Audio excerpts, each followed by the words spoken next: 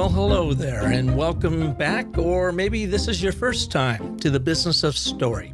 I'm your host, Park Howell, and author of the new book, Brand Bewitchery, that will lead you by the hand through the story cycle system to craft and tell compelling brand stories that sell. You can grab your copy of Brand Bewitchery right now on Amazon or Apple Books. The seclusion we've all experienced with COVID-19 has triggered the interest of starting podcasts in a lot of different people. I know because over the past 4 months, I have fielded many inquiries from clients, friends, acquaintances, and colleagues on how to start their own shows, and I've provided as much guidance as I can, having mine for over 5 years now. But it's competitive and daunting in a world of millions of shows. The bar has been raised considerably, too, with the marvelous production value of NPR podcasts and the star attraction of folks like Joe Rogan and now Michelle Obama. I mean, how do you possibly compete? Well, to amplify my guidance and for me to make my own show even better, I'm connecting you with one of the pioneering podcasters to grace the airways, John Wall. Show up with a story. I can't tell you the number of podcasts I hear where people are like, hey, tell us what you want to hear about next week. Well, dude, nobody wants to tell you what they should, they want to hear about. If they knew what they wanted to hear about, they'd be making their own podcast because it's not that difficult. So you need to show up and be ready to entertain from day one. John is the producer of Marketing Over Coffee, a weekly audio program that discusses marketing and technology with his co-host, Christopher Penn. Notable guests have included Oren Klaff, Ryan Holiday, Chris Brogan, David Merriman Scott, Simon Sinek, and even Seth Godin. I was recently on a show, and I hope to make that list one day. His work has been cited by Forbes, CBS Evening News, the Associated Press, Inc. Magazine, the Boston Globe, DM News, and as a featured Apple podcast. John is an expert in customer relationship management and marketing automation who has worked with clients such as Amazon, Salesforce.com, Microsoft, and Oracle, the biggies. So, how do you start and or grow your show to compete with the big boys and girls? John shares his 15 years of experience today with you on the business of story. John, welcome to the show. Oh, Park, thanks for having me. It's great to talk to you. Yeah, well, I appreciate being on your program, Marketing Over Coffee. A couple of weeks ago, our good friend Ron Plouffe set that up, and I've got so many great compliments from your show and your hosting, and I just appreciate being on it. During that show, I got to know you a little bit better, and what surprised me, I guess I didn't do my homework as well as maybe I should have going into it, is I did not realize what a pioneer in podcasting you are. I mean, you had one of the first shows before anybody was doing it, and you were probably broadcasting to an audience of 0 and had to build from that.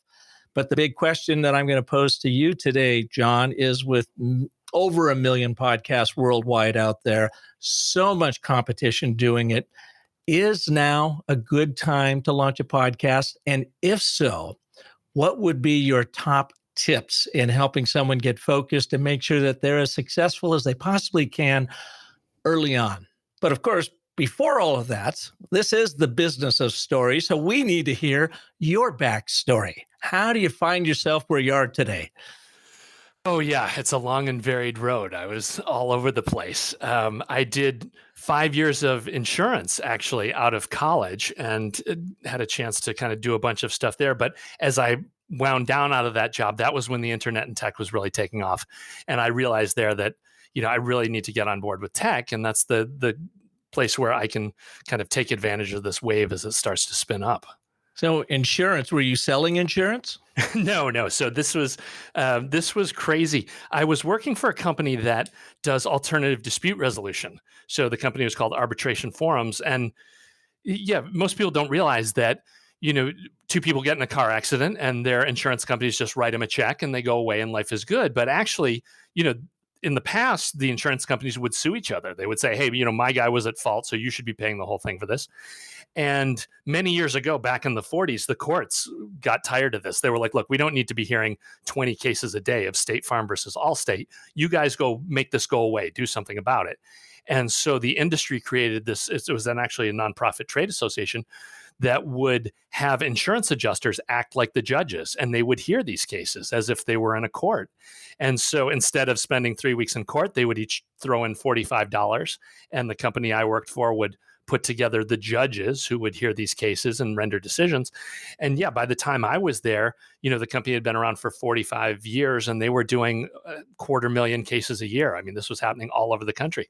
And so, yeah, I had an opportunity to, I was hired in New York City, went to the home office in Tampa, Florida for a while, and then was in a field office in Seattle, which I was able to cover Alaska and Hawaii and Montana. I got to go to all these cool places, and then to San Francisco, and finally back to Boston before it all wrapped up. So it was amazing as a young executive to kind of travel the whole country and see what was going on. And were you one of these mediators that were in there working it, or what did you do for the company? Yeah, no, the thing is, the insurance folks were the experts on, okay, who's at fault when the car is damaged this way, And so our whole job was just, they would send us the paperwork and then we would make all the arrangements to get like 30 judges in this hotel conference room for a full day, and we would dole out all the cases to them. I mean, there were in New York or Boston, it could be 1,000 cases that would go through all these judges. We basically kept them primed with coffee and donuts and keep the folders flowing and get as many of them closed as we could in one shot. And you began this out of college when? That was 92. God, yeah, dark. There was no internet. There were no cell phones. This was all the dark ages. Yeah, I had to wear a suit for the first 3 years of my career. I was actually wearing a suit every day, which was old. But I was right there at that point where we were finally putting servers in all the offices so people could do data entry. Instead of just passing paper, we were entering it in a single system. So there was single accounting. And then email became this thing where you could actually talk to people in other offices, without mailing a letter or taking time on the phone. And and then 96 was the big one when I had a chance to build a web page. America Online made the internet actually available as part of their thing. And so after a few years, I was like, yeah, I've got to get over into tech. Like, this is where everything, insurance is great. I can make good money at this and live an easy life. But, now's the time to jump on the new cool thing. AOL. So you were building websites, self-taught, I would imagine, on trying to cobble these things together and make them work. Yeah, that was, I had a flaming logo and all the, ridiculous things that people do on their first web pages. And yeah, I just had a ton of, and see, because that was the thing, I would be traveling around, like I would have to spend a week in Portland, Oregon, because we'd have 2 or 3 days of hearing cases. So at night, it was like, what would I do after, 2 days of hitting all the best restaurants and all the cool places? I would finally just camp out in the hotel room the third night and read or mess around online, which, doom scrolling was still decades off, but it was, I could get online and see what was happening on the internet. Doom scrolling. What's that? I don't know if I know that. You haven't heard doom scrolling? Oh, doom scrolling. That's the next week they'll be saying doom scrolling is so last Tuesday. That's the practice of when you go to bed or it's near bedtime and you get caught on social media and you just keep reading article and article after about, global warming and the election cycle. And, you just get trapped in that negative loop that you can't break out of. Doom scrolling. Okay. I learned something new every day on my show. You got into marketing then and tech marketing in 1997. Tell us a little bit about that transition. Yeah, so that I had come back to Boston. I was back in the Boston area, and they had wanted me to go back to Florida. I just said, no, I can't go back to Florida. So I need to get something else. And that was where I was lucky enough just to stumble upon a company that did tech events. So we did events for Microsoft and Oracle and Siebel and all these tech companies, over 80 events a year. And so it was fantastic. Their business model was they got kind of young people that they could work like dogs and not have to pay much and run these events. So yeah, it was fantastic. I got to work with all these different tech companies right out of the gate and, learn what Salesforce automation was all about, marketing automation, all these things that were just in their infancy. And even we were emailing people about conferences. Like, that was a big deal. And I got to see both sides of it. I mean, I would go to the post office with a check for $250,000 so that we could mail 40,000 catalogs to everybody all over the country, and they'd get these 12-page booklets about what the conference was about. But at the same time, too, we were also like, oh, wait a minute, if we put up a web page and we just email these people, it'll cost us, $50 to hit the same people. So let's do that. And so, yeah, it was a lot of fun. But then that place was crazy, too, in that they were funneling some money through Bermuda. And so some of the executives got sent to prison, and it just completely went haywire. Especially like the year after I was gone was when it all went up in flames. But yeah, it was a crazy place to work, but a lot of fun. Well, that's the frontier, though. It attracts entrepreneurs and crazy people, and you never know what they're going to do next. That's totally, yeah, right. They always talk about, everybody romanticizes the pioneer, but the pioneers are usually the people found on the side of the trail with arrows stuck in their back. That's the way that usually goes. Well, you were right in the middle of that. I mean, in the tech startup. So you must have gotten hit somehow, some way in the 2001 .com bubble burst. Yeah. So that was all these dentists and everybody had pumped up the NASDAQ to crazy numbers, and unfortunately, that was at the time where none of these companies really had revenue. I mean, they didn't. None of them were actually making any money, but it was funny. And let's see, in '99, I met Christopher Lochhead, who is a 3-time public company CMO and was at Vantif, sold that to HP for like $5 billion. I mean, and he was I've had Christopher on the show. Oh, He's yeah, okay, yeah, because he does fantastic guy, and he has a great book out there. I highly, highly recommend for anybody wanting to position a brand. So yeah, Christopher Lochhead, he is a hoot. He is fantastic. And so, yeah, so I met him through that job at DCI. He was actually, they would do this when they were saying, okay, we're going to do a marketing automation show. So let's go find the coolest marketing guy out there, which was CMO Christopher Lochhead. And he would come in and be like, okay, get these 5 other speakers, make sure these tracks cover these topics. And, he would kind of be ringmaster. They would hire him just to do that one show. And it was funny because they had him and they brought him in and they were like, wait a minute, we have our own e-marketing team. Let's get these 4 people in a room and we can steal Christopher for a half hour and he can tell them all the cool stuff that's going on. And they thought this was awesome. And we did too. We were like, oh, this is fantastic. We're going to get to, this is a $250,000 guy. We're going to get to pick his brain. And so we get in the room and his speech basically boiled down to, look, there's only 3 kinds of people right now. There's the people that are in the parade. There's the people watching the parade, and there's the people that are looking around saying, what parade? And the internet is the most disruptive thing going on that we're going to see in our lifetime. And so you have to decide, you're going to join the parade, you're going to watch the parade, or are you going to miss the parade? And so they thought he was going to give us all kinds of cool tactics. Within a month and a half, 3 of the 4 of us had all left to jump to startups because we were like, forget this, we're going all in. And yeah, and so that was in 2000, I jumped to my first venture-backed startup, this company, Tibersoft. And I was like, hey, I get shares for working and we're just going to roll the dice. And it was funny. We got pounded hard when the bubble burst. The company, I got there, I think there were maybe 12 people there. We got it up to about 60, and then the bubble burst and it went back down to about 15 or 20. And I actually survived the first round when it went down to about 30, but I didn't survive a second round, like around 2002, and got laid off and moved around after that. What did that feel like? So you are a soldier, you're in the trenches with these folks, some of them getting sent off to prison, and you hear the likes of Christopher Lochhead that says, damn it, either you're in the parade or you're watching. What's it going to be? And you obviously chose to jump into the parade. Things were growing. There was a lot of optimism around it. The bubble hit, and then you get laid off. What did it feel like to you when you got laid off? Yeah, it was interesting. And this has been a kind of a bizarre thing. I was told many years ago when they were talking about the mansions here in Rhode Island. There's a bunch of mansions down there that the rail barons have all built. And the story is those were actually built during the Great Depression. Like when everyone else was dying and couldn't have food, these people were building these 30,000-foot beach homes, and it's been the same way with me. It's weird. The down cycles of my career have not matched the economy.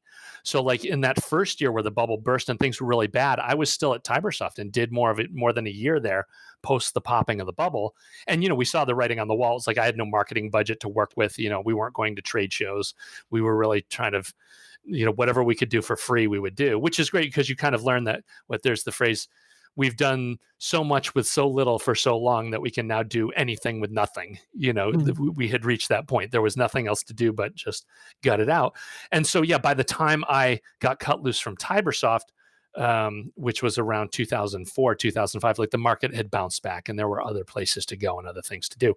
And yeah, and then that was another interesting jump. My next jump was a company called Marketing Sherpa, which I don't know if people are familiar with marketing profs now. It was kind of like that era's marketing profs. It was like the leading they didn't even call it a blog at that point. Blogging wasn't a thing, but they had a website and they did emails and they covered search engine optimization, search engine marketing. So that's where I got like a 1-year crash course in cutting edge marketing. And that was 2004? 2005. Yeah, 2004, Five. 2005. I remember Marketing Sherpa. I don't know. Yeah, I remember bouncing through it a little bit, but yeah, are they still around? I haven't heard. No. They ended up getting acquired by a group called Marketing Experiments down in Florida. And so it sort of still exists in one flavor. But the founder, Ann, it wasn't Ann. I always say Ann Handley, but it was a different Ann. Ann Handley's Marketing Profs. Yeah, she's Marketing Profs. Yeah. It was Ann Holland. It was. Mm-hmm. And she's been doing her thing. But she went to Europe for a while and then came back, and now she started a newsletter that covers the cannabis industry, which has been on fire. But yeah, I was only there for about a year. But then, of course, we hit a major milestone with that. There was also this crazy thing that I had heard about called podcasting while I was there. I had read a couple of trade articles and was even connected to John Federico, who was at Audible at that time, and Audible was on podcasting. They're like, hey, we're going to come up with the first podcasting directory and content and all that. And yeah, so I had read about how people were getting kind of these customized news programs on their own iPods. And I immediately was like, okay, how do I play around with that? Especially because I had an 1.5-hour commute. That job was actually down in Rhode Island when I was in Boston. So I was spending 3 hours a day in my car. So I was like, oh my God, give me anything to listen to. I can't take this anymore. When did you start your first podcast? And is your first podcast the Marketing Over Coffee podcast? No. Yeah, that's interesting. So when I started, it was so early that there was really 2 or 3 good podcasts you could listen to. The main one was Adam Curry, the MTV VJ. He had what he called the Daily Source Code. And that was the podcast to listen to because he was actually working with Dave Weiner, the guy who created the guidelines for what RSS should be. So you had this guy who was building the plumbing for blogging and podcasting. And then Adam Curry saw what was going on in there. And he said, hey, look, I'll give you a daily audio file so that you can then create an RSS feed for it. And we can all test all this software that downloads podcasts. Because the big thing at that time was, iTunes didn't have anything podcasting in it. You would have to go and download some funky piece of software. And I can't even remember the names of it, podcatchers, they called them. You would have to download one of these funky things and have it running on your machine so that you could download the podcasts. And they were kind of road testing that as they went. And because there were so few things, and I love audio and recording, in 2006, like January of 2006, I started doing the show called The M Show, which was just 20 minutes of news, talk, and entertainment. I was basically stealing Don Imus's shtick. I was kind of doing this quick hit of like what's going on of news, talk, and entertainment. And yeah, I did that for 3 or 4 years, over 200 episodes of that. But it was funny, about 2 years into it, I was down in Manhattan in New York City, and I was thinking about how am I going to get more people to listen to this thing? How am I going to make this popular? And as I looked across the street, I saw a billboard for the NBC TV show Heroes. And suddenly it hit me. It was like, wait a minute, that's like the biggest network in the world. And they're having to pay to buy billboards to get people to watch this stuff. There's no way I'm going to beat Don Imus. I need to find something that I need to make the content totally unique so that I'm not competing with the rest of the world. And so as fortune had it, Christopher S. Penn, my Marketing Over Coffee co-host, lived just one town over. And he was doing a podcast on financial aid at the time because he was working at a financial aid company. And I was like, hey, let's sit down and let's talk marketing talk. Let's do a marketing show. And there'll be 2 of us. So there'll be some interplay and it'll be interesting. And it was funny. I had to go back and forth. I was like, because at that point we both had other gigs. And I was like, well, look, let's meet at 7:00 at this Dunkin' Donuts and we can record there. He's like, no, I can't do 7. I was like, how about 6:00? We'll do 6:00. He said, no, I can't do 6. And so I think it was at 5 a.m. for a while. We would go to this Dunkin' Donuts, record, and then go to our jobs. And that's how Marketing Over Coffee, first was created and got started. And it's not like today we are recording on Squadcast and there's any number of platforms that enable us to sound like we're sitting right across the room from the table from each other. But here I am in Phoenix and you're out in Massachusetts and you didn't have that then. So you literally had to get together and do it. What did you do with the background noise? Well, that was part of the ambiance of That it, was the shtick, huh? Yeah, and as sound engineers, like you realize that kind of a low coffee house murmur in the background that hides so many sins. If you get a little bit of static or AC noise or whatever, if there's kind of just like people, you know, jabbering in the background, all that gets hidden. You really don't have to do too much audio correction. If you've got that Oh, going for. yeah, that is nice. A nice little excuse, audio excuse back there. Plus, it puts you into that situation, that atmosphere. Yeah, people felt like they were really, there around the table with us. And, every once in a while there'd be somebody yelling at the counter or they'd forget to turn the alarm off on the donuts, and you'd hear the beep for 3 minutes in the background or whatever. But yeah, that was kind of all part of the thing. And yeah, it is funny in that, the tools now are so good that you can do a better job this way than you could with two people on the table with a microphone. But yeah, like there were even 4 or 5 years where I had a bunch of hardware to be able to get telephone calls. I would call guests and do phone calls with them. Like a good one was this guy from MIT, Ben, and he was kind of like the Sherlock Holmes of spyware at the time. And I had him on a phone call and the audio was terrible. Like he was horrified. He vowed never to come back on the podcast after I released that crummy show. But yeah, I'm so glad. Content must have been good though. It was. The content was fantastic. You still couldn't get it anywhere. And that's always been the thing. Like people will put up with second-rate audio if it's content they can't get anywhere else. And that's important to know. Now, unfortunately, we're stuck. We're competing with NPR, man. Your audio better be world-class every day because there's a million and one other podcasts out there. They've definitely raised the bar on all of us. I think that's good too, because it makes you really think about the production value.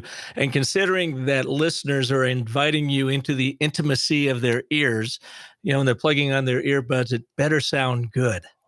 Yeah, isn't it? That's classic rookie mistake is kind of having second-rate sound and not having somebody that at least has some audio engineering background to help you out and make sure that sounds good in your earbuds, sounds good in your car, sounds good when you're sitting at your computer. Like all those are different. There's different kind of mastering things that go into that when you're looking at making the right sound.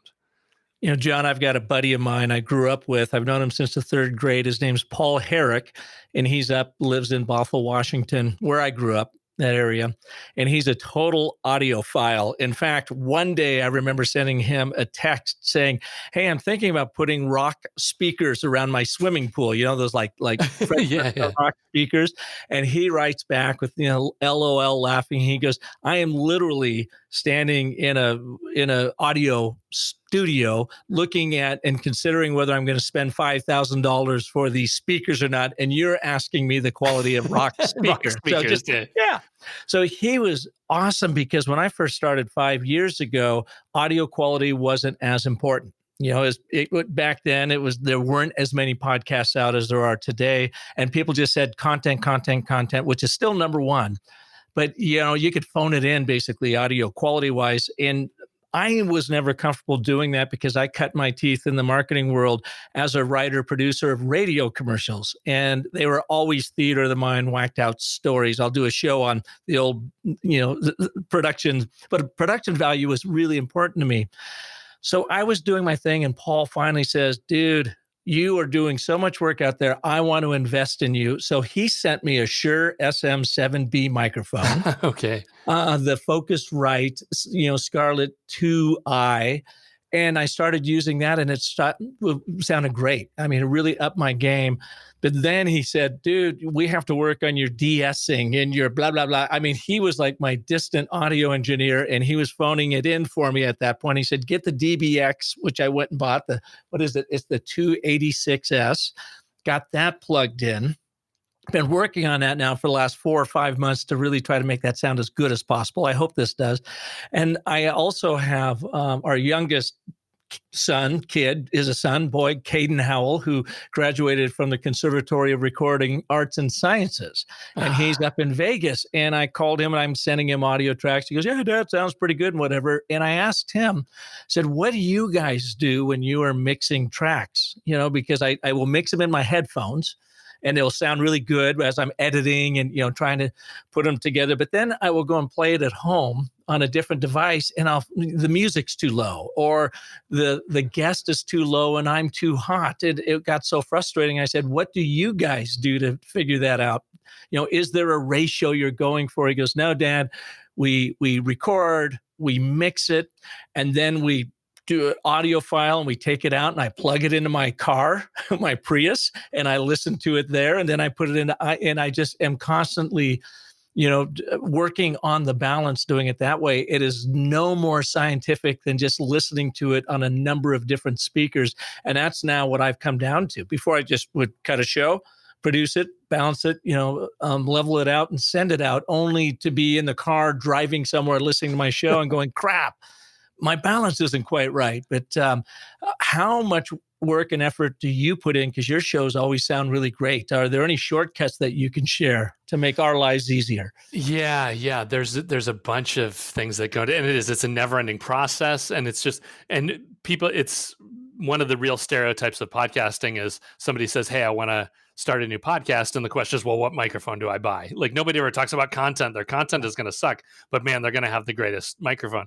But it is, I say that, and then yet I am totally addicted to the gear. Like I get into everything about the gear. Like that Shure microphone you've got, that's a fantastic mic because there's a brand of microphones called Neumann that are like $5,000, $7,000 microphones. And some guys in Chicago said, hey, we want something that sounds as good, but it's only about $300 or $400 that we can actually afford.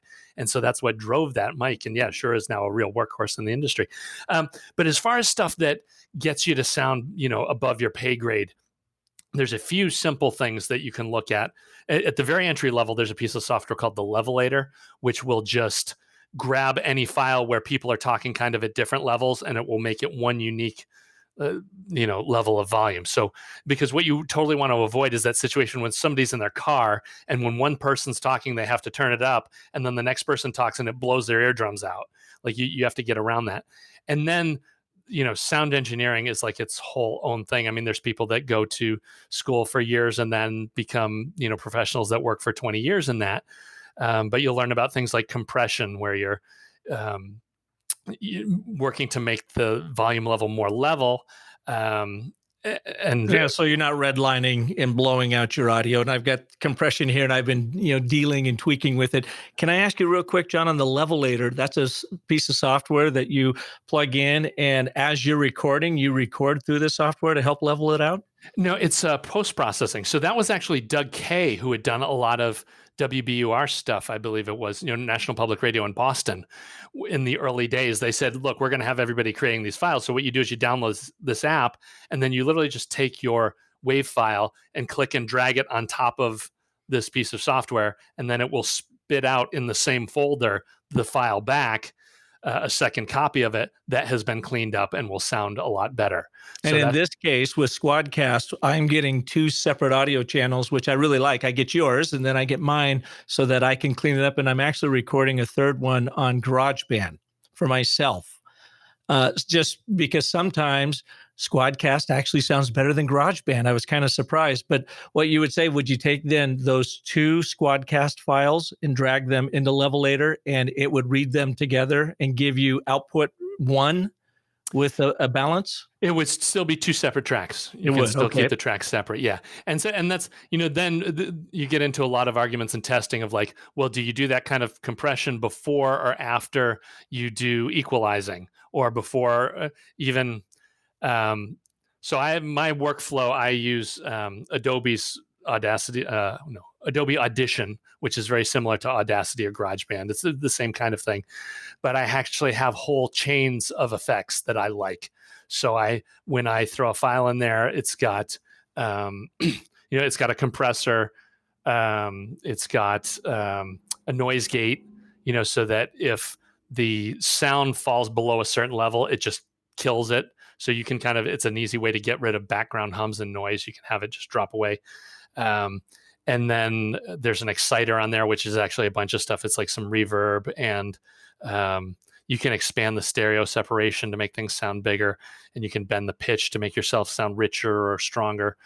There's another piece of software called SoundSoap, which is a real cheap and easy, if you want just to pay $90 and get this thing, it's much like the Levelator, and you just throw the thing in there, and then you have a couple sliders, and it's just, if you hear background noise, you can play with the slider until the background noise goes away. And what you have to do is constantly balance Well, if I'm pulling out the noise, at some point I'm going to start pulling out the voice. So you have to play with that to get to the point where you're getting as much noise as you can without killing the voice. And then it even has a little exciter knob too. You can kind of juice your own voice up to sound more, Yeah. Radio. So yeah, SoundSoap is an easy tool. And then I have a whole effects chain in Audacity for stuff. So Do yeah, you add a lot of effects to your show? I mean, are these sound effects or are these just audio effects to your voice or your guest? Yeah, it's just to make me and the guests sound better and to make the things sound, yeah, again, so you don't ever have to play with the volume. You're using most of the dynamic range in the file so that it never sounds too quiet, and it's always kind of peak volume without clipping and going too hot. But yeah, we're not into we don't do the whole Foley thing. I don't have any coconuts or door slamming or any of that I'm stuff. working on that. I love that stuff, man. Theater of the mind. I'm thinking about bringing more of that into the show. It's just so much fun to goof around with. Yeah, it's fun and amazing. And there are, like, I don't use one of those recording solutions. And I'm surprised Squadcast actually doesn't have any of that. Some other podcasting tools do have like Zencaster enables you to be able to have sound effects and drop them in and do that sort of thing. But I found Zencaster to not be as reliable as I had to go to Zoom, which doesn't have near the audio quality, just because Zencaster was knocking my interviews off right in the middle of them too often. Yeah. And the other one with that one is when you finish, you have to keep the guest on and they actually have to upload their whole audio file. And a lot of times we would have people bail early or that upload would tank. And yeah, it's, I ran Zencaster for a couple of years, and then when Squadcast came on board, I tried them out 3 or 4 times. And also, they won't admit it. I'm talking to Rockwell over there, but the files that come out of there, I think they get juiced. I think they have some post-processing that happens to the files. Juiced in a good way or a bad way? In a good way, yeah. For some reason, the Squadcast file sounds better than my backup recording. Yeah, I know. I mean, I found that same thing too, which I was really impressed with. Now, I did a show last week with our 2 sons. They're in the Twitch world. So it was all a show about what is Twitch and how can brand storytellers use it. And their audio was really good on Squadcast, but mine was kind of crappy. So I did end up using my file off of a GarageBand, but very rarely do I have to do that. Yeah, that's interesting. So I think they must be doing some, either compression and who knows, too. That's the other thing too. Everything in this industry is just such a, it's still like a Wild West, because totally. when I'm listening to audio, it's like, okay, well, there's literally an infinite number of knobs and dials that you can turn on an MP3 file. You can make it optimized to be small, don't care about it being a small file. You can go, higher than CD quality or down to a AM radio quality. And then, okay, so from there, it comes to your computer. You have hardware that's decoding that. And then maybe you have a digital to audio converter. You got a second piece of hardware that chews on it. And then it goes out to whatever device you've got, which is going to play it its own way. I mean, it's just, you can spend 1 million hours in the discussion boards about why things sound good or bad or what to do. So it's still crazy enough that somebody who didn't go to school for it like me can do okay. Okay, so for all the people I sent this show to, because they've asked me about starting up their podcast, by now they're kind of freaked out. They're probably going, oh my God, really? I got to think through that much? John, what would be your recommendation for someone that's just starting out and, they got a full day job?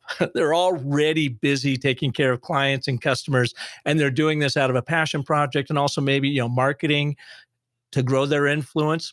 But they don't have $1 million and they have almost no time to set this up and they don't know where to start. What would be the simplest setup that would give you the best quality that you could build on? Yeah, well, we've talked about these tools are fantastic, right? I mean, you can just run Squadcast right here. That's just going to spit out some audio files for you that you can get cleaned up. And, worst case, you use just Audacity, free software. If you don't already have GarageBand, which every Mac comes with GarageBand, which is fantastic to get up and rolling. I mean, you just need to get to an MP3, make yourself an MP3, and then pick a hosting service. I have been a Libsyn customer forever, so they're always my first choice, but there's other folks out there. I know Blueberry is another one that does a great job. But that gives you kind of your own little micro blog where you basically write a few things about your podcast for that day, and you attach the audio file to that, and you post that to the internet, and that's, you have a podcast. And that's your RSS feed, isn't it? I mean, you can't just broadcast from your office or from your computer. Your your audio file has to reside somewhere. I use Libsyn too. I find they're really great. Their analytics are fantastic. Reporting, you can see, everything that's happening with your show, but it has to reside somewhere. And then Libsyn pushes it out to iTunes and Stitcher and SoundCloud and all these other places. So that's that RSS feed you were talking about earlier. Yeah, having, and this is kind of plumbing that the end users don't really want to know about or hear about. But yeah, you've got to have it. If you want to be in iTunes, which is, well, it used to be the gold standard. It was kind of like if you weren't on iTunes, you weren't really a podcast. But now there's so much traffic from YouTube and from other social networks that, you could get away without an RSS feed. It's possible and call it a podcast, and not everybody would know that you're not meeting all the requirements. But yeah, if you're going to be serious about it, you want to have the key is that when you're on Libsyn, that audio file is in a dependable server that people are always going to be able to grab. The worst thing you want to do is have it attached to your website and then find out, on a Friday that, oh, you guys have burned too much bandwidth this month, and so nobody can download your podcast. Or worse yet, you get a bill for $30,000 of bandwidth, that will put a wrinkle in your day. Well, the other nice thing about Libsyn I found is it gives you one single source in order, for you to upload your show graphics and your show notes and so forth. So you just have one place to go and then let it feed it out to everywhere else.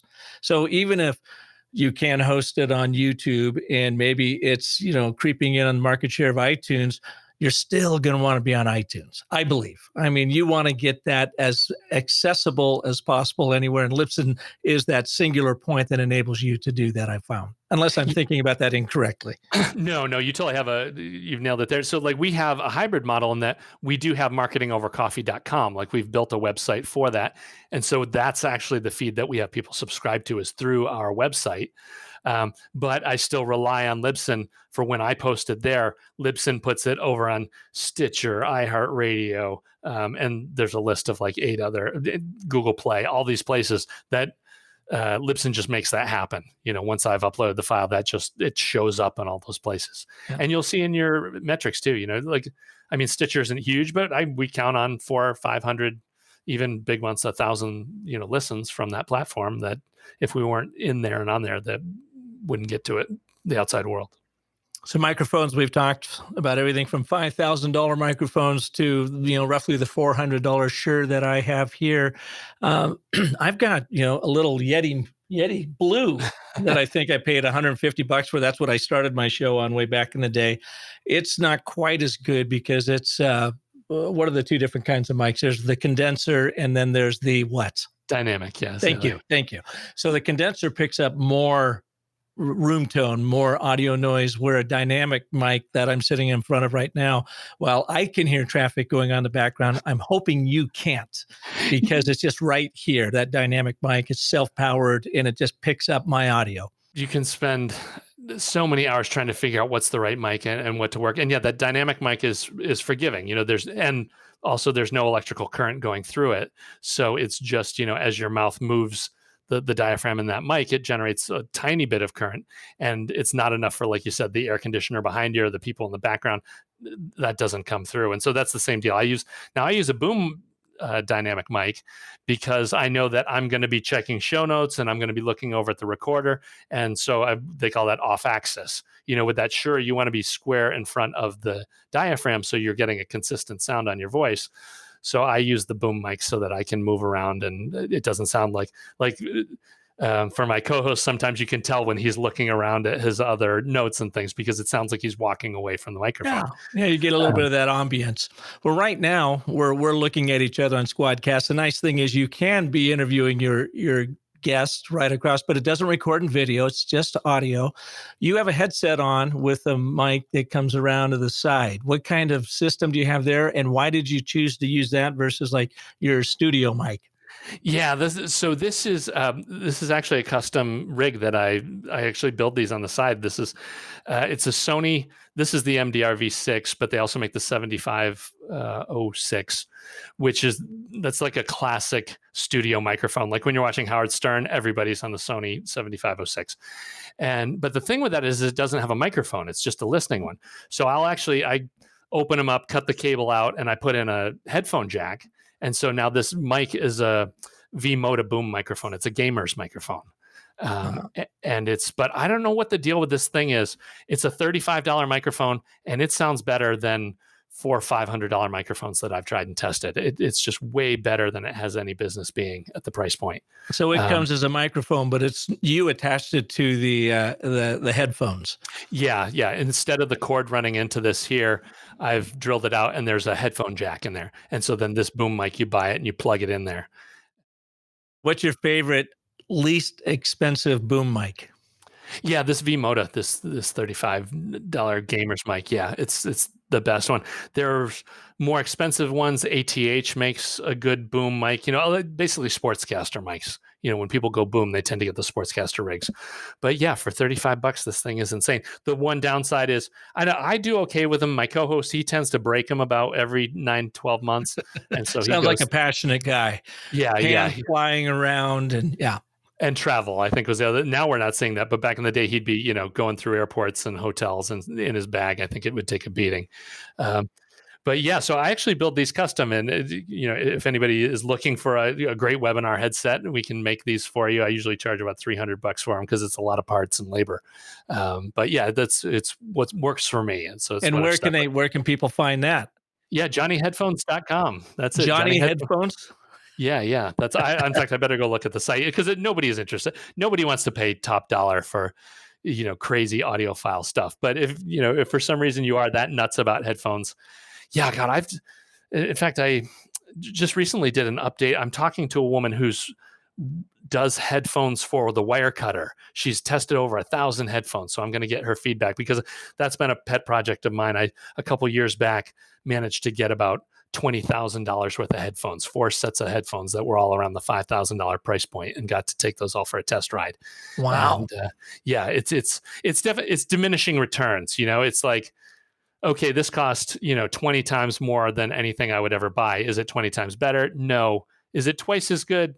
Maybe. Is it 50% better? Yeah, probably. But do you want to have a pair of headphones that you have to put a lock on the box and handcuff to yourself because you don't want them stolen? No, so it comes down to what works for you.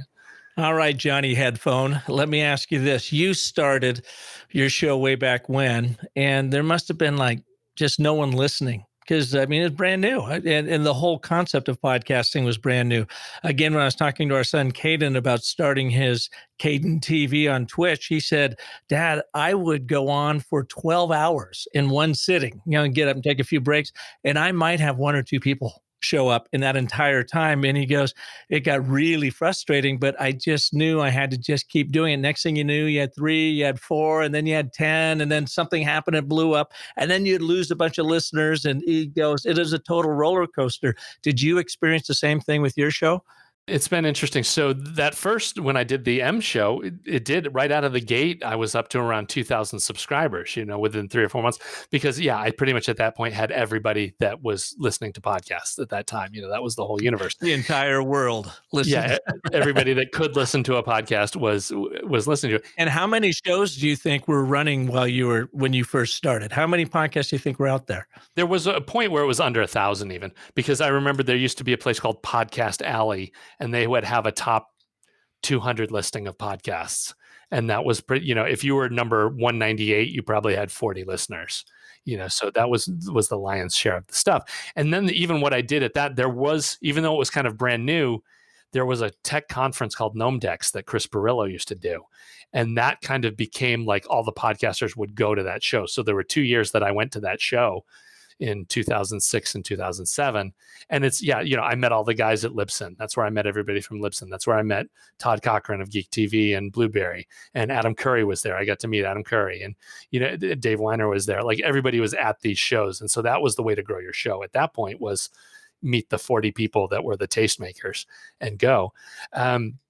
now it's a complete free for all. The big thing now is you've got to find a unique niche. You've got to find something that's like, okay, I'm the only one that can talk about this thing.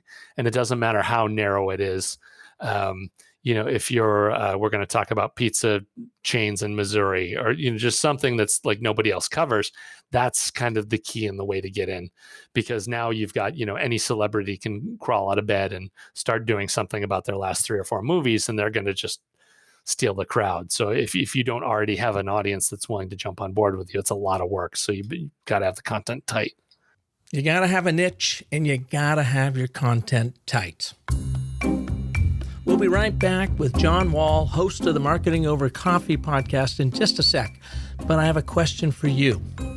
Regardless of whether you are launching a show or not, what is your niche?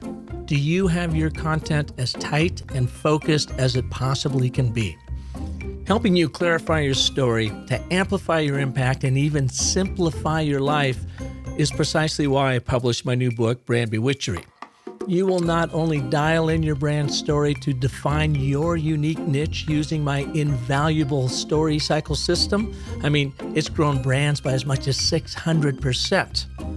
But you will also learn proven narrative frameworks like the ABT and the 5 primal elements of a short story for big impact to help you get your content tight. Now, don't take my word for it. Here's what famed political marketer and e-marketing pro David Gold said about Brand Bewitchery in his Amazon review. And I quote, "The book brilliantly walks the reader through the process of crafting spellbinding stories for your brand, but it has far greater applications than solely for building a business. It's a great and important read for anyone who ever needs to persuade another person about anything, which covers just about everyone." Thank you for that, David. I really appreciate your rating and review of Brand Bewitchery on Amazon. So now you can define your niche and tighten your content with the only book that features the story cycle system and all of the magic it'll create for you with your brand storytelling. Grab your copy now on Amazon or Apple Books. Okay, let's get back to our show with John Wall. John, I'm curious, how has COVID impacted the listenership of your show, and what do you do to keep propping up your downloads?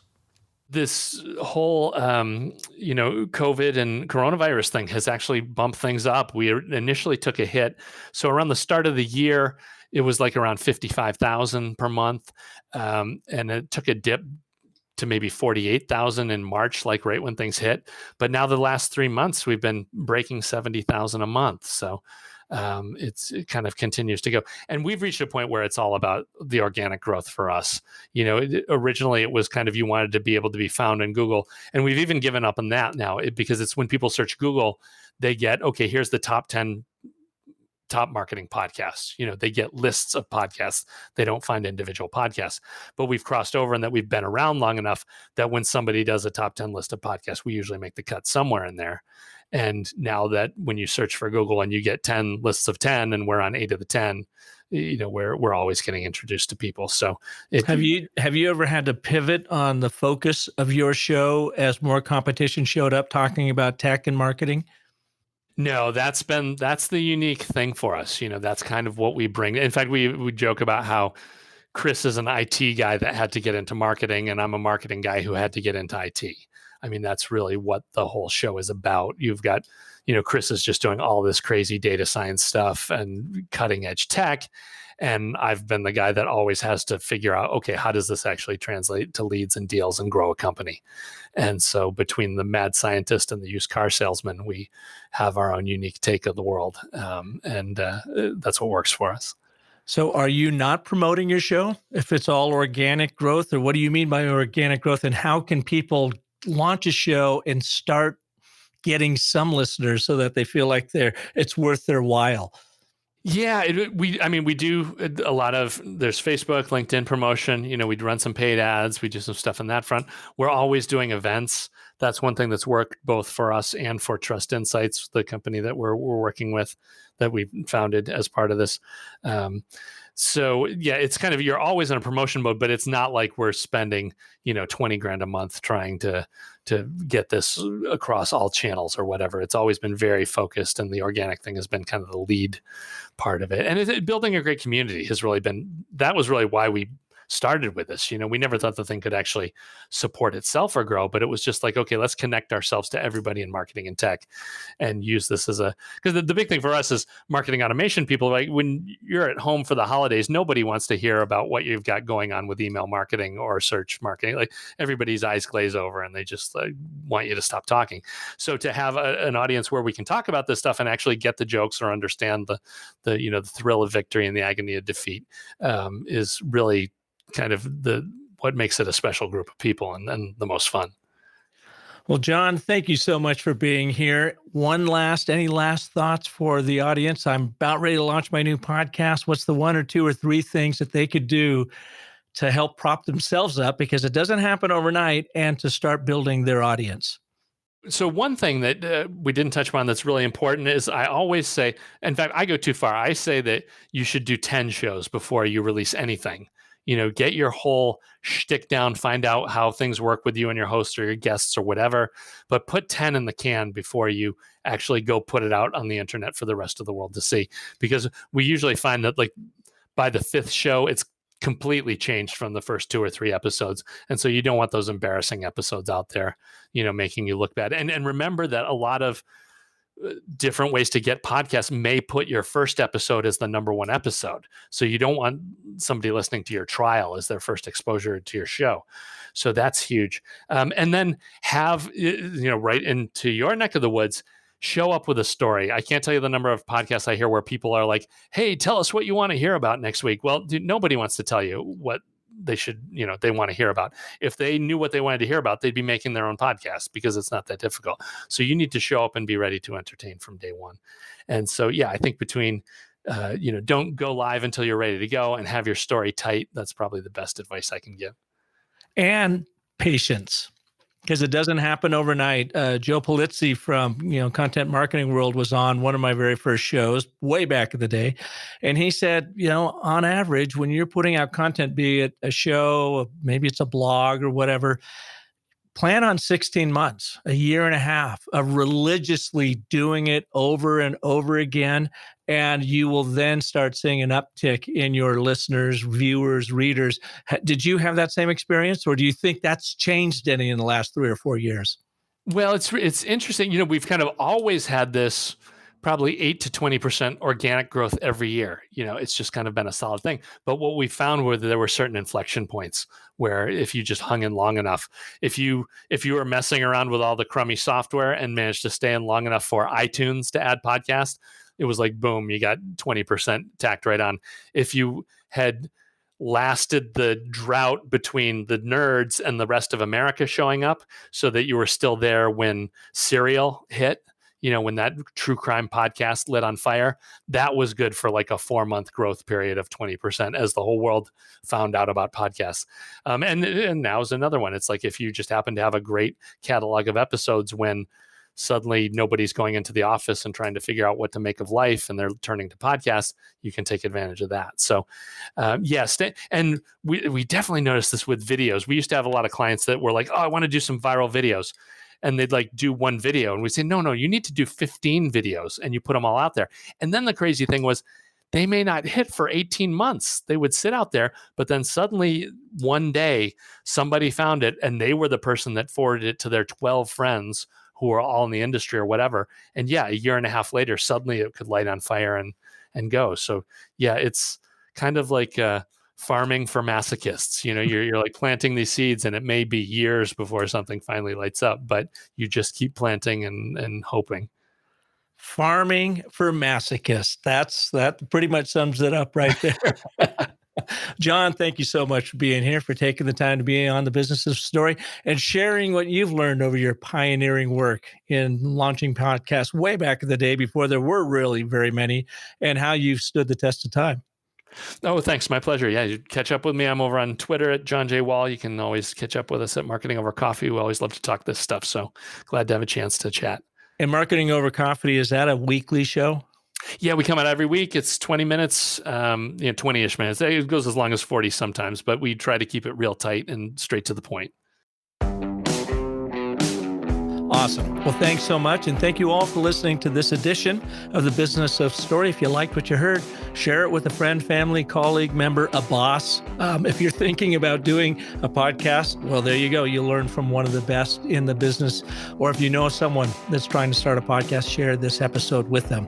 If I can be of service to you, check me out at businessofstory.com. And of course, I've got my new book out, Brand Bewitchery, How to Wield the Story Cycle System to Craft Spellbinding Stories for Your Brand. And that's not all. You can also take the course that is a perfect complement to the book over at businessofstory.thinkific.com to help you not only dial in your brand story, to clarify it, amplify your impact, and simplify your life, but also learn storytelling techniques in the process. So check that out as well.